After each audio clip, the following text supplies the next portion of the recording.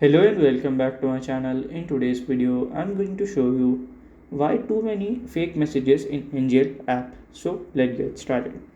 So if you open here your NGL app, as you can see, okay. So let's get started. So here we'll just do Instagram. So here you have to put your account ID. So let's see.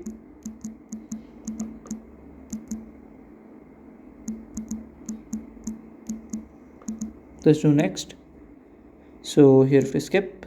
So from here, if you see here like this, it's showing one more watch YT like this is this. So here when you will just go to the inbox, it is empty. If it shows like random messages, that means NGL want to like share your things with you, like it want to like spend time into the app. That's why it's like taking a fake messages. So this is what the fake message is. And if you find this video helpful, make sure you like, subscribe and share the video. Thank you for watching.